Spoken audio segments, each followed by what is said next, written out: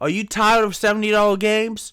You're not the only ones, and they might be going bye-bye, so says a former Embracer COO, and the cow hopes that this is true. This is a cow's opinion, and I feel a bit better. And also, this looked like a really cool article from Andy Robinson here on Video Games Chronicle. Guys, we've been talking a lot about... Sorry if I'm a little distracted. Cough drop. But we've been talking a lot about the price of video games and companies like Embracer buying up video games. The insanity... I still laugh. Ubisoft trying to justify it as quadruple A. You can't just put another A on there and charge more money and say that's how it goes. But Saber Interactive CEO has been recently quoted today as saying that $70 games are going to go the way of the dodo. Extinct. Goodbye. Finito. They aren't going to be here no more. And honestly, he's kind of a persuasive thing. So we're going to look at this. But again, we've been talking a lot about the price of games. And Saber Interactive CEO Matthew Koch says that it's going to be a thing of the past because developers need to reduce their risks. You've seen countless times these massive games come out, and they're very expensive. They have hyper-realistic graphics. They take years in development, and then they either don't make money or they make decent money, but they don't make anywhere near the expectations what the company was.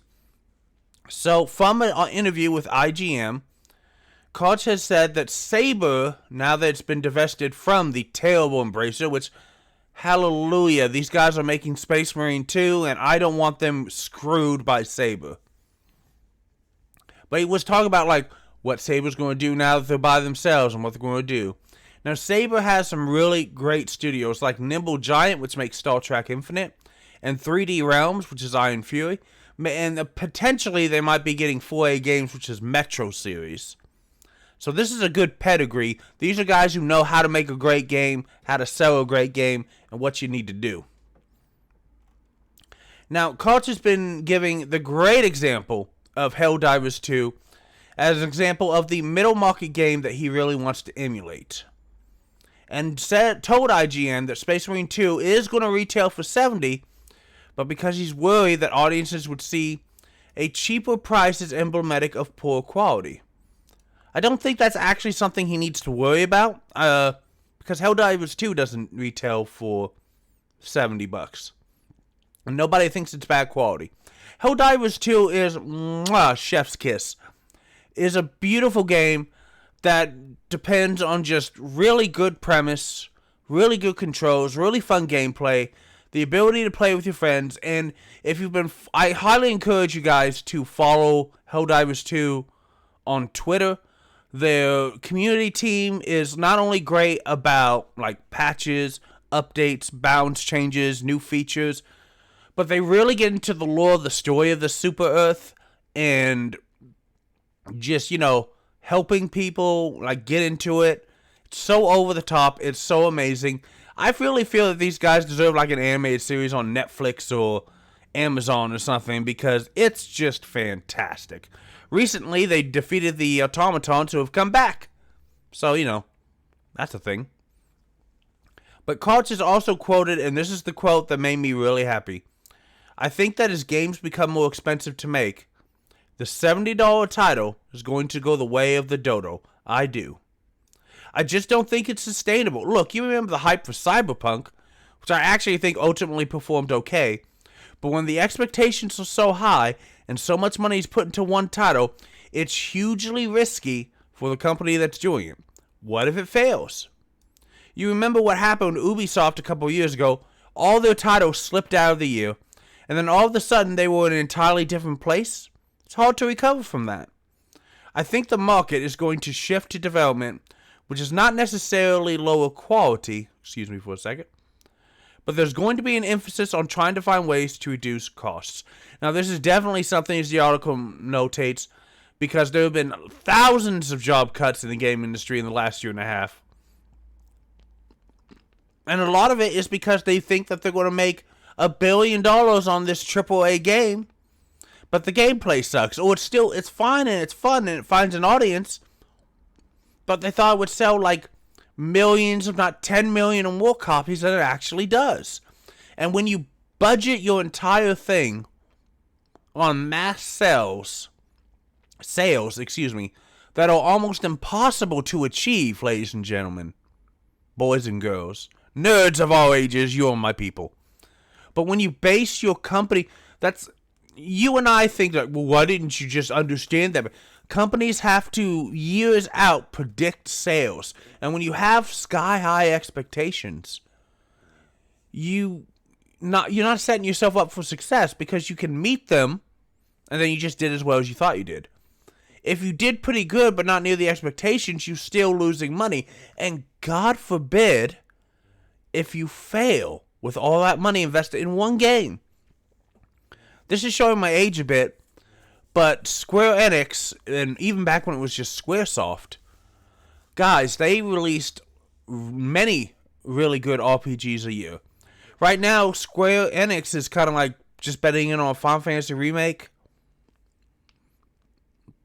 And they try to have like 1 or 2 really big games a year, instead of maybe 3 or 4 like single A Helldiver 2 level games. I'm not trying to insult the Final Fantasy VII Remake. They're beautiful games. They're amazing games.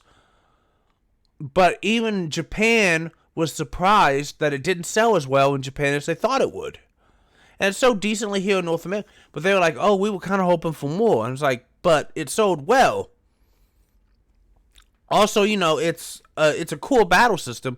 It's also very hard to get into, pick up, and play. And it's the middle game of a trilogy. And look, you have to set realistic expectations with this. Excuse me.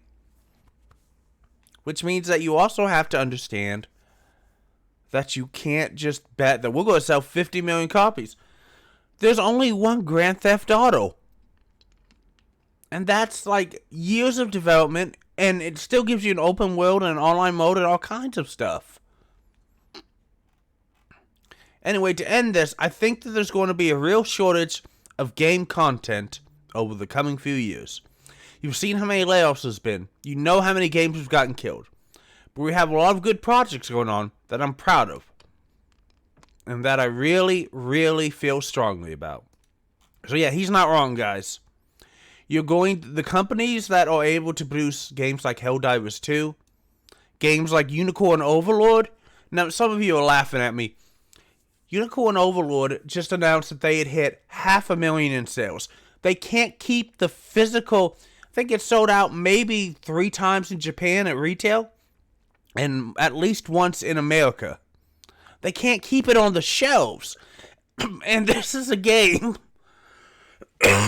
Sorry, guys, this cough is not going away. But this is a game of no pedigree. Yeah, Vanillaware and Atlas are great companies. But the game franchise itself, this is the first ever. There was no, hey, this is what the first Unicorn Overlord was, so you know the quality. No, this was a total, let's see how this is. And it turned out, it was pretty damn good. And I feel like those are what more, it's okay to have a big game every couple of years. But I feel like stuff like Helldivers 2, Space Marine 2, Unicorn Overlord, some really great turn-based RPGs, some really great strategy games, some really cool action games, some first-person. The whole, I'm going to make a $70 game and it's going to release for all this money. It's not going to happen. And I worry about teams like Call of Duty and Battlefield that are contingent and Madden that are contingent on these very expensive yearly annual releases, because I don't think the market's going to take it much longer.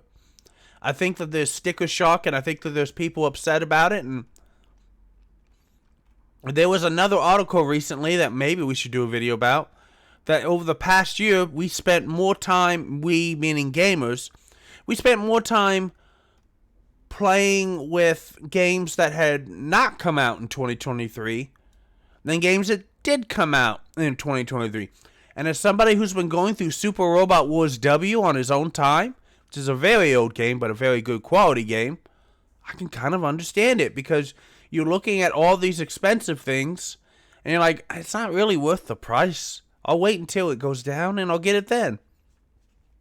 But guys, let me know what you think. I don't think anyone in my comments is going to say, no, I really want to pay more than $70 a game. Because no, we're money sensitive. There's been rampant inflation and people are, price sensitive. But let me know what you think. Are you looking forward to Space Marine 2? Have you been playing Unicorn Overlord or Helldivers 2 or perhaps any other game? And you've just been like, this is really cool. And I don't understand why all these big companies can't play more of these games. But let me know what you think. It is your channel, your comments, as always, ladies and gentlemen. And you know what else you can do? Let's see if I can do it loud. Come on, Throat. You can play more games. I did it. Because games are awesome and you deserve the awesome. And I'll see you next time.